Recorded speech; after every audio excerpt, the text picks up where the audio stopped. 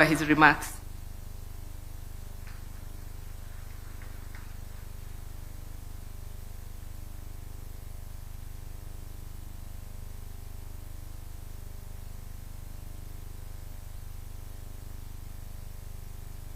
Thank you very much, Attorney General. Your Excellency, our President, our Deputy President, and allow me to ride on the established protocols. Congratulations to Your Excellency for setting aside this Katiba Day for our nation. It reminds us, in case we forget, that this was a long, winding journey to get to this Constitution. Today marks 15 years since the promulgation of the Constitution of Kenya. Katiba Day is therefore a day to reflect on the 15-year journey of the implementation of the Constitution by celebrating the milestones we have made so far. It is noteworthy that the Constitution of Kenya 2010 marked a paradigm shift from the governance structure under the repealed Constitution by, among others, recognizing the centrality of the people in the conduct of the affairs of our nation. As Parliament, we are conferred with the sacrosanct constitutional functions of legislation, representation, and oversight. Over the last 15 years, Parliament has been at the forefront of ensuring the implementation of the Constitution. Your Excellency, ladies and gentlemen, looking at the 15-year journey, the following is a highlight of our key achievements as Parliament, more particularly the National Assembly. Parliament passed and enacted 63 bills to implement the Constitution as spelled out in the 5th schedule to the Constitution. The legislation included legislation on leadership and integrity, representation of the people, land and environment, devolved government, public finance, and the public service, among others. Parliament has also passed and enacted 471 bills that have promoted good governance and social and economic development of the country. The bills include the recently passed Anti-Money Laundering Amendment Bill 2025 and the Conflict of Interest Bill 2025, which are now acts of Parliament.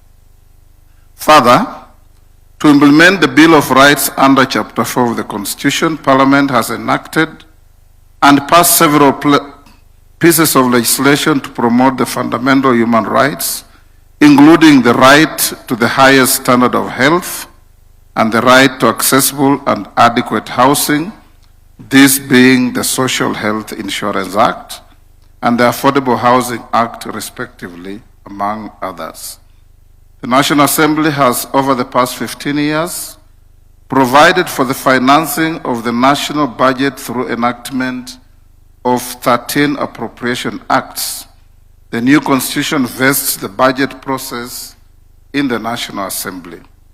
Your Excellency, ladies and gentlemen, the National Assembly appropriates resources that are essential for execution of constitutional and statutory mandates of various organs of government. Equally, funds have been appropriated to the NGCDF to fund various key national projects at the constituencies and to NGAF to fund affirmative action initiatives. As part of its mandate, the National Assembly has approved the ratification of 98 treaties and conventions in accordance with Article 26 of the Constitution and the Treaty Making and Ratification Act. This has ensured that the country's commitments to international obligations are informed by national interest. Your Excellency, ladies and gentlemen, under Article 10 and 118 of the Constitution, Parliament is obligated to ensure public access and participation. In this regard, post-2010 Constitution Parliament is more open and accessible to the public. For instance, in the last 2 months, we have hosted over 500,000 school children and many other visitors who have had an opportunity to not only appreciate how Parliament works, but also freely interact with their elected representatives within the precincts of Parliament.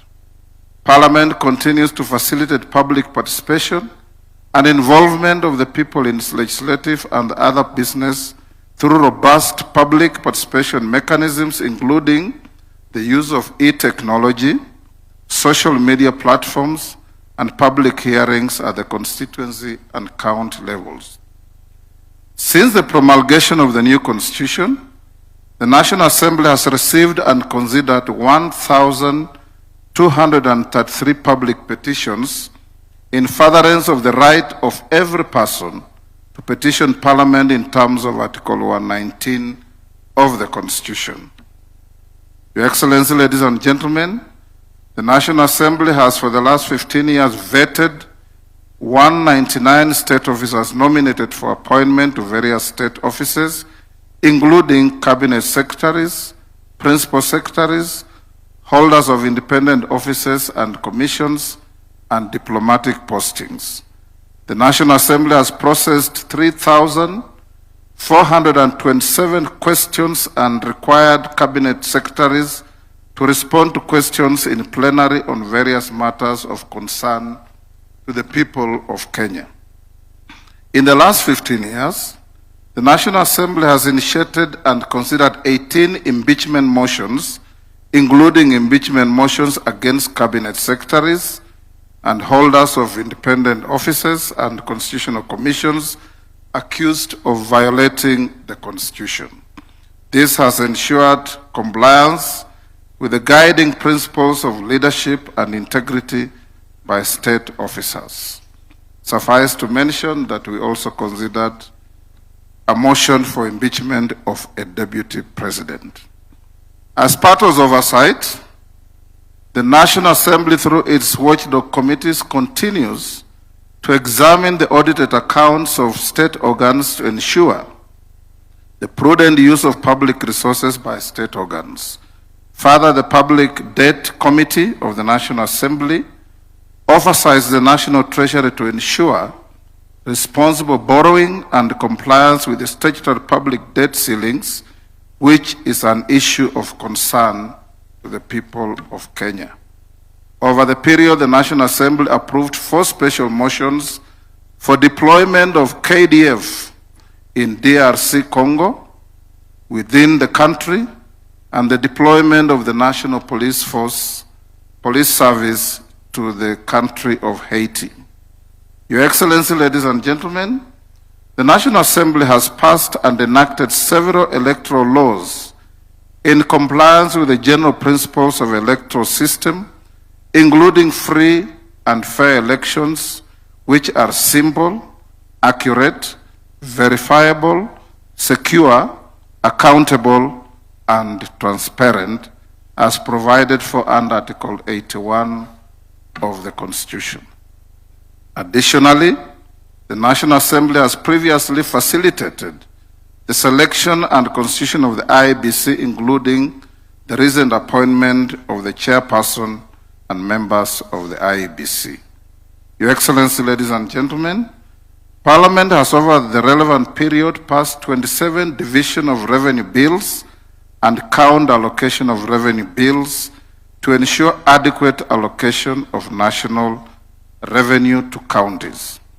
It is important to note that in the current 2025-26 budget, the equitable share of revenue to counties stands at 21% of all revenue collected by the national government. In real terms, the equitable share of revenue allocated to counties has grown from 190 billion in the financial year 2013-2014 to 415 billion in the financial year 2025-26. This is in addition to the conditional additional allocations, donor funds, and on-source revenue for our counties. The National Assembly also engineered the operationalization of the House of Senate and 47 county assemblies by extending training, capacity building, and provision of startup staff. This cooperation and collaboration remains a continuing engagement by the National Assembly and other legislative organs. Additionally, Parliament has in the past years played critical roles in promoting constructive dialogue on the issues of national importance. An example of such is the Building Bridges Initiative and the National Dialogue Committee process, commonly referred to as BBI and NADCO respectively.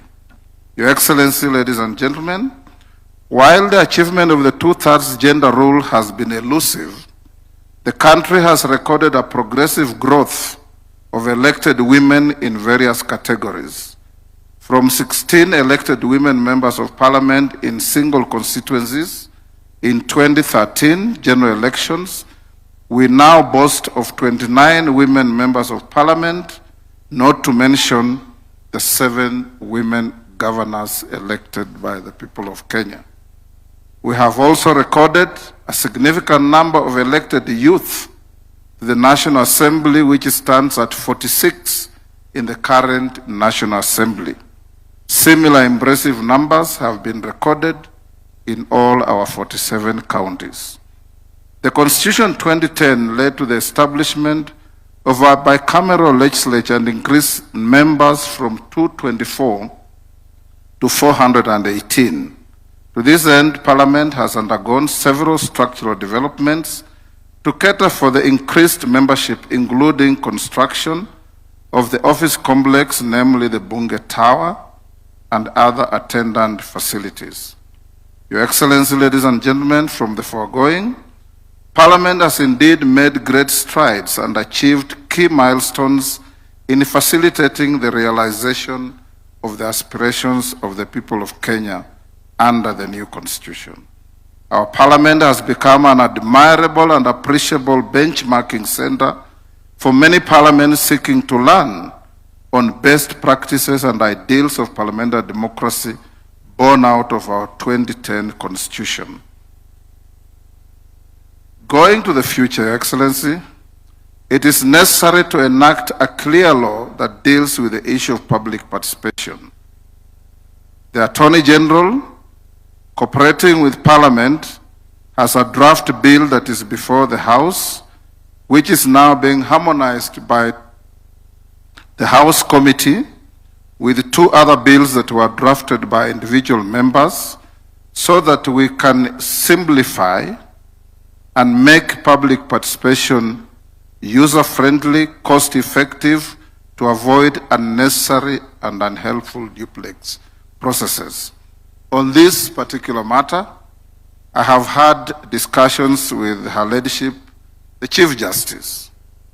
I can give an example. We had a bill called the Sugar Bill. It started from the National Assembly, went through public participation, using public resources. Members of the National Assembly went all around the country to get bills, to get views from members of the public who will consume the product. We finish the bill, pass it on to the Senate. They start again the same round of public participation, going to meet the same people, pick the same views, spend the same resources from the same envelope.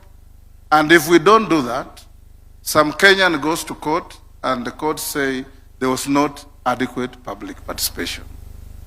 This is the reason why it is so important that we must have this law passed as quickly as possible, and I promise Kenyans that within the first 1 month of our resume from recess on 23rd September, this bill will be ready for presentation to the President for assent. In conclusion, the Constitution being a living and dynamic document, it is our considered view that it is desirable and this has been alluded to by Professor Makau, the Attorney General, and somebody else, that we have a continuous candid conversation on the 2010 Constitution to be able to evaluate what is working, what has worked efficiently, and what is not working or what is excessive in the Constitution. Such exercise would help our country to continue with our journey to achieving a near-perfect Constitution for our country. Ladies and gentlemen, Your Excellency, with those remarks, it is my singular honor and pride on behalf of the Parliamentary Service Commission and the National Assembly to join Your Excellency, leaders present, and compatriots in celebrating this milestone in our constitutional history. You may wonder why my brother, the Speaker of the Senate, is not here. He is sitting in the Senate, presiding over one of the creations of this Constitution, having a process of impeachment of a governor before the House. And this is the beauty of this Constitution, that if you are impeached at the county, you still have an appellate structure at the Senate for your case to be heard. And you still have an appellate structure to go to the courts to challenge whatever we do. This Constitution is wonderful, this Constitution is great, but it will be as great as we adhere to its ideals, to its principles, and its implementation. May God protect our country. May God make us more conscious of our rights, and may God make Kenyans understand and appreciate that we must be each other's keeper in protecting our country. Thank you.